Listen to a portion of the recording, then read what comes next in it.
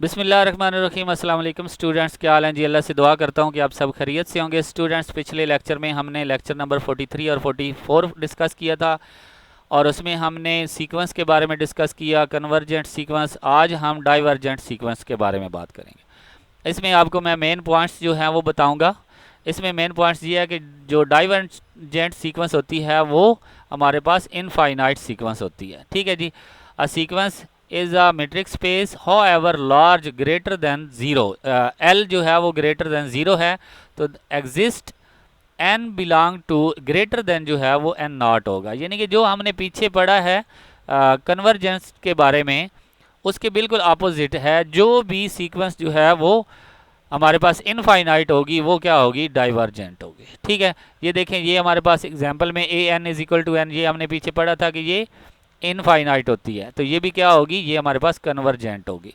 इसी तरह ये हम ले लें तो ये भी हमारे पास f की पावर 1 पुट करें, आगे वैल्यू बढ़ती जाएगी nth टाइम तक, तो ये भी हमारे पास डाइवर्जेंट होगी।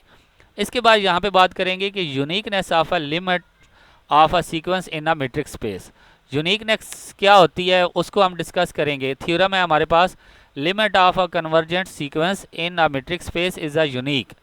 इसकी जो कन्वर्जेंट की लिमिट होती है वो यूनिक होती है, ये हमने डिस्कस करना है। तो यहाँ पे देखें कि अगर हम दो x और y दो पॉइंट्स लें तो इनका डिस्टेंस क्या होगा, लेस देन एप्सिलॉन होगा। ठीक है, एप्सिलॉन यहाँ पे आपको पता है मैंने रेडियस को कहा है। ठीक है, तो लेस देन एप्सिलॉन जो है वो इक्वल टू ज़ीरो होता है, तो इट इज़ नॉट पॉसिबल। इस तरह हम कह सकते हैं कि इसकी जो लिमिट होती है वो यूनिक नहीं होती। इसके बाद हम बात करेंगे कि every convergent sequence in a metric space is a bounded but converse में नॉट ट्रू। जो कन्वर्जेंट सीक्वेंस होती है, हम पीछे भी डिस्कस, ये डाइवर्जेंट की बात होगी। कन्वर्जेंट हमने बात करनी है कि जो कन्वर्जेंट सीक्वेंस होती है वो बाउंडेड होती है, लेकिन हर बाउंडेड जो सीक्वेंस होती है वो कन्वर्जेंट नहीं होती।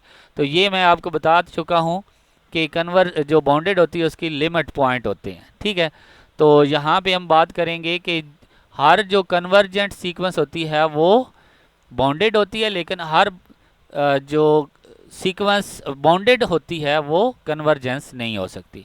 तो ये मैंने इसके बारे में डिस्कस किया और इसको मैंने प्रूव किया, ये आपने अच्छे से देख लेना है। इसका कन्वर्सली लेंगे तो ज़ाहिर सी बात है वो हमारे पास जो है वो ट्रू नहीं आएगा। तो हम कह सकते हैं कि कन्वर्जेंस जो होती है वो बाउंडेड हो सकती है, लेकिन बाउंडेड जो है वो कन्वर्जेंस में भी कभी हो भी जाती है और कभी नहीं भी होती। इसके बाद हमारे पास थ्योरम है in a metric space X D. ये हमारे पास जो एक्स एन है वो अप्रोच किसे कर रहा है, एक्स पे कर रहा है, और वाई जो एन है वो अप्रोच वाई पे कर रहा है। तो हम कह रहे हैं कि डिस्टेंस जो है वो इसको एक्स वाई को कर रहा है। ठीक है, तो ये दोनों डिफरेंट पॉइंट हैं। ठीक है, तो डिफरेंट पॉइंट का जो डिस्टेंस होता है वो भी क्या होता है, डिफरेंट होता है। तो ये मैंने यहाँ पे इसको प्रूव किया तो ये मेरे पास आंसर जो है ये क्या आ गया है, यहाँ पे देखें, x n y n approach to d of x y. ठीक है, इसी के साथ हमारा कोर्स ख़त्म हुआ। तो आपको अगर इस कोर्स की पीडीएफ फाइल आपको चाहिए तो आप मेरा व्हाट्सएप नंबर विज़िट कर सकते हैं और मेरे यूट्यूब चैनल को विज़िट कर सकते हैं। ओके स्टूडेंट्स, इंशाल्लाह नेक्स्ट किसी और सब्जेक्ट में आपसे मुलाकात होगी। तब तक के लिए इजाज़त दें। अल्लाह हाफिज़।